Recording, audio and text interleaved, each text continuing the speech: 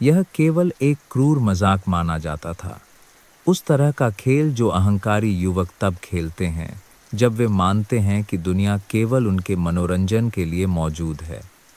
एक भीड़ भरे कंट्री क्लब बार में एक कोने की मेज से हंसी छलक रही थी, जहां अमीर लोगों का एक समूह बैठा था। उनके डिजाइनर सूट मुश्किल से उस तस्करी को रोक पा रहे थे जो विरासत में मिले पैसे से आती थी।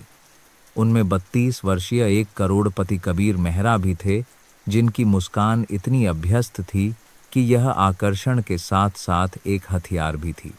उस रात महंगी व्हिस्की और उथले बहादुरी के धुंध में किसी ने एक चुनौती उछाली, जिससे मेज पर कोहराम मच गया। मैं तुम्हें उससे शादी करने की हिम्मत देता हूं। 6 महीने एक सीधा चेहरा रखो, साबित करो कि तुम इसे पेट भर सकते हो। शर्त लगा लो कि तुम नहीं कर सकते। वह एक ऐसी महिला थी जिससे कबीर कभी नहीं मिला था। क्लब के कम ग्लैमरस डाइनिंग हॉल के पीछे की रसोई में काम करने वाली मीरा नाम की एक शांत प्लस साइज की वेट्रेस। वह उस तरह की व्यक्ति थीं जिसे ये लोग शायद ही कभी नोटिस करते थे, सिवाय गरीब मोटी उनकी आंखों में अदृश्य का मजाक उड़ाने के। लेकिन कबीर उस पल के नशे में धुत अहंकार में फंसकर मुस्कुराया और कहा, तुम पर है। और ठीक उसी तरह एक दाम लग गया, एक ऐसा दाम जो हर चीज को इस तरह बदल देगा जिसकी उस कमरे में कोई कल्पना भी नहीं कर सकता था।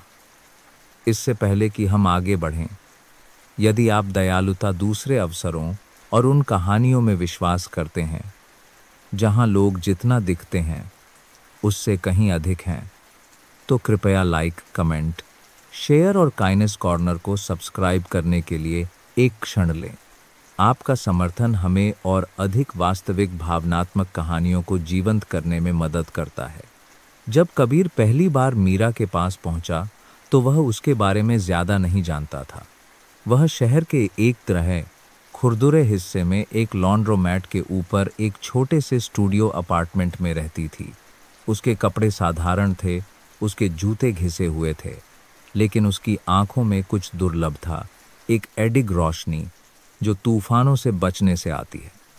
जब उसने उसे बाहर जाने के लिए कहा तो उसने पहले तो उस पर विश्वास नहीं किया। उसके जैसे पुरुष उसके जैसी महिलाओं को नहीं देखते थे, लेकिन कबीर जब चाहता था तब आकर्षक था और अंततः वह कॉफी के लिए मिलने के लिए तैयार हो गई। उन पहले कुछ हफ्तों में कबीर ने अपनी भूमिका एक पोशाक की तरह पहनी। उसने बस पर्याप्त सुना, सही समय पर मुस्कुराया और चौकस प्रेमी की भूमिका निभाई। अपने दोस्तों को उसने हर विवरण को एक मुस्कुराहट के साथ बताया। क्रूर शर्त अभी भी उसका गुप्त पुरस्कार है, लेकिन शांत क्षणों में जब मीरा बोलती थी तो कुछ अप्रत्याशित होने लगा। उसने अपनी मां की मृत्यु के बाद अपने छोटे भाई बहनों की देखभाल करने हाई स्कूल के माध्यम से 2 नौकरियां करने के बारे में कहानियां सुनाई, ताकि बत्तियां जलती रहें। सप्ताहांत में आश्रय में स्वेच्छा से काम करने के बारे में, क्योंकि उसका मानना था कि किसी को भी भुलाया हुआ महसूस नहीं करना चाहिए। उसकी आवाज में कोई कड़वाहट नहीं थी, केवल लचीलापन था। कबीर ने उस अजीब खिंचाव को दूर कर दिया जो उसने महसूस किया। खुद से कहा कि यह सिर्फ आकर्षण था, एक नवीनता जिससे वह जल्द ही ऊब जाएगा। लेकिन फिर वह रात आई जब यह सब बदलना शुरू हो गया। यह एक बरसात का गुरुवार था जब कबीर ने मीरा को उसकी शिफ्ट के बाद घर छोड़ने की पेशकश की।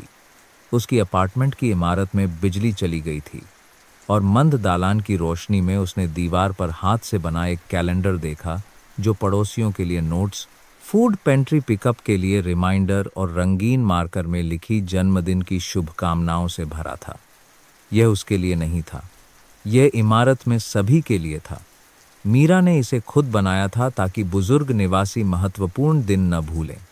किसी ने उससे पूछा नहीं था, किसी ने उसे भुगतान नहीं किया, उसने बस परवाह की। उस रात कबीर सो नहीं सका। वह उस तरह के बारे में सोचता रहा जिस तरह से उसने श्रीमती गुप्ता पर मुस्कुराया था। अपार्टमेंट 3B में लगभग अंधी महिला, जिस तरह से उसने चुपचाप उसे एक गर्म भोजन दिया था। एक युवा माँ को उसके किराने का सामान ऊपर ले जाने में मदद करने के लिए मुड़ने से पहले। इसमें से कुछ भी दिखावे के लिए नहीं था। उसे नहीं पता था कि वह देख रहा है। आने वाले हफ्तों में कबीर के कवच में दरारें पड़ने लगीं। उसने मीरा के साथ डेट के बाद अपने दोस्तों से मिलना बंद कर दिया। उसने बिल्कुल भी रिपोर्ट करना बंद कर दिया। जब वह बोलती थी तो वह सुनने लगा, वास्तव में सुनने लगा, और वह यह नोटिस करने लगा कि जब वह उसके साथ होता था तो वह कितना अलग महसूस करता था। उसे उसका पैसा, उसका पद या उसकी मंजूरी नहीं चाहिए थी। उसने सिलवाए हुए सूट और चिकनी स्पोर्ट्स कार के माध्यम से देखा। उसने उसे ऐसे देखा जैसे वह सिर्फ कबीर हो, लेकिन शर्त अभी भी उस पर एक तूफान के बादल की तरह मंडरा रही थी। उसने उसे नहीं बताया था, और अपराध बोध एक धीमा जहर था। हर हंसी जो उन्होंने साझा की, हर छोटी दया जो उसने उसे दिखाई, उसके सीने में मुड़ गई, क्योंकि वह जानता था कि यह सब एक झूठ पर बना है। टूटने का बिंदु उस दिन आया जब उसने प्रस्ताव रखा। उसने इसे शर्त के भव्य समापन के रूप में योजना बनाई थी। एक भव्य रात्रिभोज, एक हीरे की अंगूठी अपने दोस्तों को यह साबित करने के लिए भेजने के लिए एकदम सही तस्वीर कि वह जीत गया है। लेकिन जब उसने मीरा को एक साधारण नीली पोशाक और एक शर्मीली मुस्कान पहने मोमबत्ती की रोशनी वाले कमरे में चलते देखा, तो उसके अंदर कुछ टूट गया। यह अब कोई खेल नहीं था।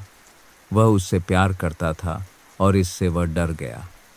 उन्होंने कुछ परिवार के सदस्यों और पड़ोसियों से घिरे एक छोटे से चर्च में शादी कर ली, जो मीरा को प्यार करते थे। कबीर के दोस्त भी वहां थे, पीछे की बेंच पर मुस्कुरा रहे थे, मजाक के पूरा होने का इंतजार कर रहे थे। लेकिन कबीर उनकी हंसी नहीं सुन सका। वह केवल मीरा की आवाज़ सुन सकता था जब उसने बीमारी और स्वास्थ्य में अमीर या गरीब के लिए उसके साथ खड़े होने की कसम खाई थी। उसने हर शब्द का मतलब निकाला। सच्चाई 2 महीने बाद सामने आई। उसके तथाकथित दोस्तों में से एक चैरिटी पर्व में नशे में एक रिपोर्टर को यह बता दिया कि कबीर की शादी एक शर्त के रूप में शुरू हुई थी। कहानी में विस्फोट हो गया। सुर्खियों में उसे एक हृदयहीन करोड़पति के रूप में चित्रित किया गया, जिसने अपनी ही पत्नी को अपमानित किया। पापराजी ने उनके घर के बाहर डेरा डाल लिया। अजनबियों ने ऑनलाइन अपमान किया, और मीरा मीरा चिल्लाई नहीं।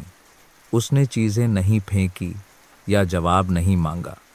उसने एक ही बैग पैक किया और एक शब्द कहे बिना चली गई।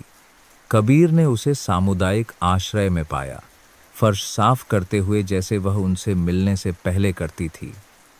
उसकी आंखें जो कभी उसके लिए गर्म और खुली थीं, अब पहरेदार थीं। उसने उससे सुनने के लिए विनती की, यह समझने के लिए कि शर्त उससे शादी करने के लिए कहने से बहुत पहले समाप्त हो गई थी कि वह उससे सच्चा प्यार करता था। लेकिन मीरा ने केवल इतना कहा, झूठ पर बना प्यार बिल्कुल भी प्यार नहीं है। हफ्तों तक कबीर ने सब कुछ आजमाया। उसने आश्रय को दान दिया। उसने अपना दिन स्वेच्छा से बिताया। वह उनके पेंट हाउस से बाहर निकल गया और उसके पुराने पड़ोस में चला गया। मरम्मत और कामों में उसके दोस्तों की मदद करने लगा। लेकिन जब तक उसने चुपचाप श्रीमती गुप्ता की आंखों की रोशनी बचाने वाली सर्जरी के लिए भुगतान नहीं किया, तब तक मीरा ने फिर से उस पर विश्वास करना शुरू नहीं किया। यह एक भव्य इशारा या सार्वजनिक माफी नहीं थी जिसने उसे वापस जीत लिया। यह शांत सुसंगत दया थी जिसने उसकी खुद की नकल की। धीरे धीरे उसने उसे अपने जीवन में और समय के साथ अपने दिल में वापस आने दिया।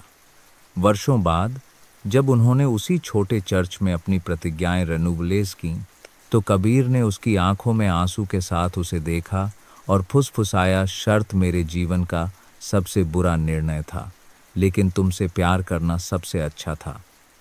और उस पल में कमरे में हर कोई जानता था कि उन्होंने बाधाओं को हरा दिया है।